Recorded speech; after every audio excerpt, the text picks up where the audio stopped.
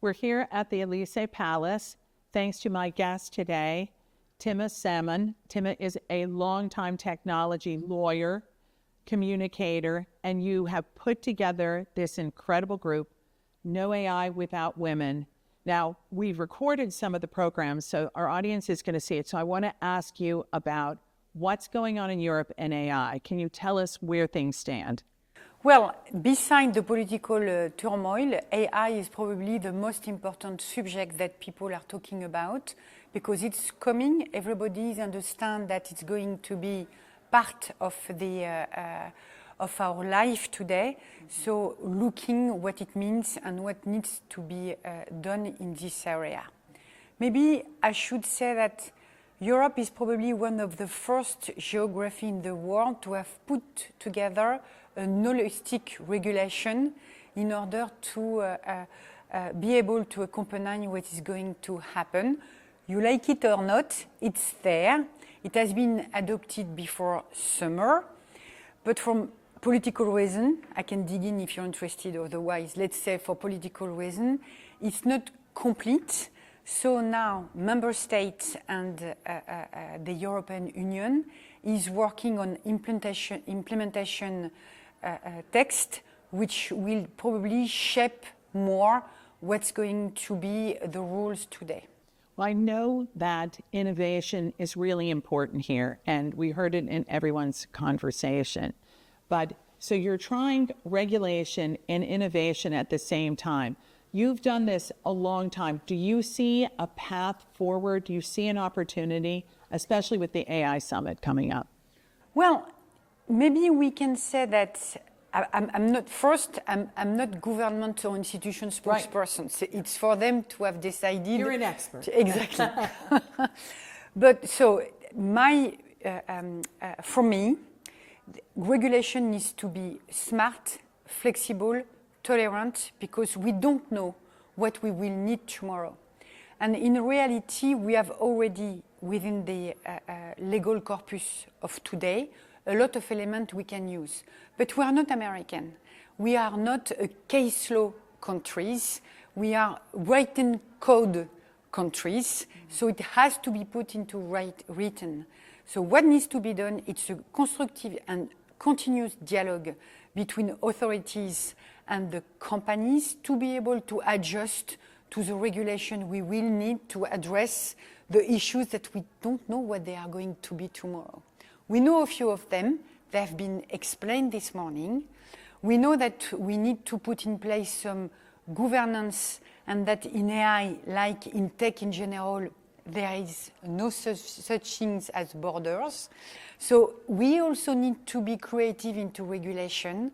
And to your point, we need to build trust for people on the different sides to talk to each other, to try to find the path we need to have.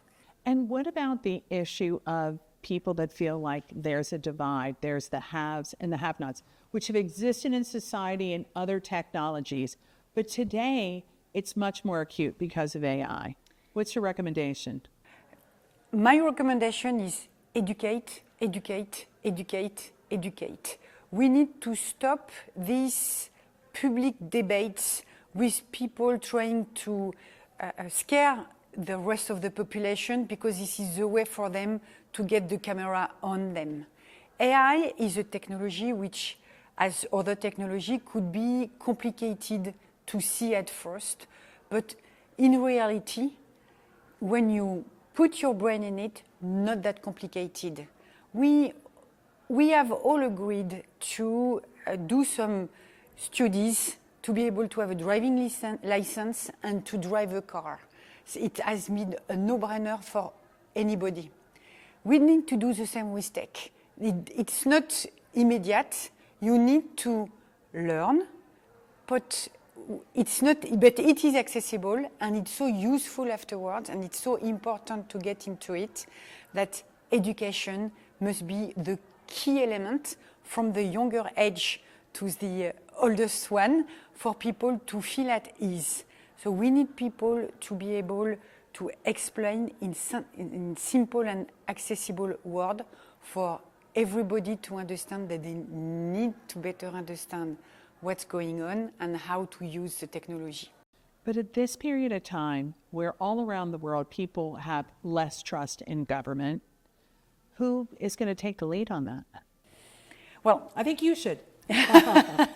I'm trying to take my part, so that's the reason of this event this morning, and we probably need to get out of AI, women AI expert to be able to address the rest. We are also in countries in Europe where, yes, there is a lack of trust in governments, but probably not as much in the US for historical reasons. So government needs to take its part. And we also need to play by leverage, by the training of the trainer is very important. So civil society needs also to take the lead, first in calming down the debate, and second to explain on different parts, the education world, the training world, the companies, NGOs, we all have a part to play in it, and that's the challenge of tomorrow. We heard earlier today that when you compare academicians and you compare private companies, there's no way that they can compete anymore. The research institutions can't lead because they don't have the GPUs. They don't have the money for the GPUs. So how do you make decisions in Europe? You're now speaking on behalf of Europe. How do you make decisions of where to put the money and where to put the compute? I mean, is there a certain section, we're going to try to own this, we're going to try to own that, because it helps our people and our values? That's a very interesting question. I'm going to have my first answer. I will answer on research afterwards. My first answer is not because it's a technology which is private owned, that you can't put some rules in the way it's done and it's the way it's act. And I tend to think that you have a great legal system for that. When a company is submitted to punitive damages of billion, they think about what they are doing before doing it, because they don't want to be put in this situation. So that's really a question. It's not a question. It's not only a question of the money to be put into research, but on regulations, rules, and the societal organizations.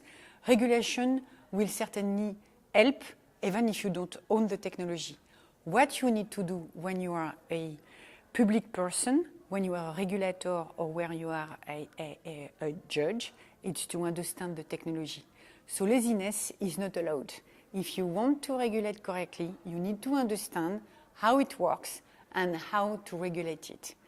Regarding research, it raised another issue, which is sovereignty. If we don't have the money to be put into research, and if other countries have financial markets which are more powerful than the one we have, and it's not a if, it's a certainty, so you need to be smart in where you put money and the condition of your money. Maybe an answer first from one of my former boss at Microsoft, which is maybe public money should go on fundamental research. This is where you have the breakthrough, because you don't know what you're looking for. And that's probably where you need to put the money. And the second element is that, but if private companies want to have access for the money, it needs to be a partnership for them to fund also the public research. That could be a way to do it. We also have research money put in startup of promising company, needs to be accompanied by conditions, because it's public money, and see how it works. At the end of the day, I do believe in dynamics. I do believe that we don't know everything. We need to see what is going on and address the issues we identify and correct them. And when you are the public power, if you're not lazy, you can do that. Were you surprised when President Macron reached out and said, we're going to lead in France the next AI, what was originally the Safety Summit, but Anne Bouvereau has changed it to the AI Action Summit? Well, I know Anne Bouvreau for a long time, so I'm not surprised of what Anne Bouvreau did. And that's probably also, you know, President Macron took his chance in talking about AI, and for a long time, he tried to put France in the map of the AI development. Maybe you don't know that, but the two best mathematical schools in the world are Paris and Tel Aviv, for different reasons. It doesn't show because it doesn't always replicate in development and innovation and businesses, but on the brain, we probably have, I don't want to sound arrogant, but we have one of the most brilliant mathematical brain in this country. So how do we transform this strength into a global strength in the AI development? I think that's what he was trying to do. So trying to put France in the map, taking advantage of this France strength of having brilliant mathematicians. What's the name of the school? I feel like I should go there. École Normale Supérieure. Okay. I'll give you the address. Okay, great. They won't take and me so either. Anne is gone to this school, so she can talk about it more than I can do. That's one of the best schools in the world, plus École Polytechnique in mathematical brain. So not surprising that it's Anne who has been asked to, because she has at the same time companies and know the academics for the most preeminent school in academic school in this country, to try to build a bridge and partnership between the two worlds. Okay, between now and February, when the AI Action Summit happens, what will you be doing? So I'm probably going to continue advocating for women in AI with Anne's support, and we have some ideas in this regard. But I'm also going to go back into my everyday work, the one who pays the bills, right. As I have a lot of clients involved in the AI dynamic, some of them being AI native, some of them being AI, tech native, cloud, or from other part of the tech world. Some are traditional businesses, but who needs to transform themselves to integrate those new technologies. So we are supporting them and accompanying them with strategic ideas for them to be part of this, for them that first to better understand what they are bound to, what they need to do to be safe in the AI world from different parts of the spectrum, by the way, but also how they can be better involved into this dynamic, including the AI Summit, to have a say, to show the diversity of AI and to showcase themselves as important players at the moment. Do you have a dream of what you want to come out of the AI Summit? Something that you want companies to say, something that you want global leaders? Well, it's a dream, given the current situation. My dream would be that this summit build the bridge for people from all over the world to discuss AI dynamic and to be able to address it together. As I was saying, there is no such thing as borders in tech and AI, so we need to work collectively. Well, that sounds great. Thaima, thank you for your time today. Thanks, Thank Tammy. you for this conference, and thank you for promoting women in AI.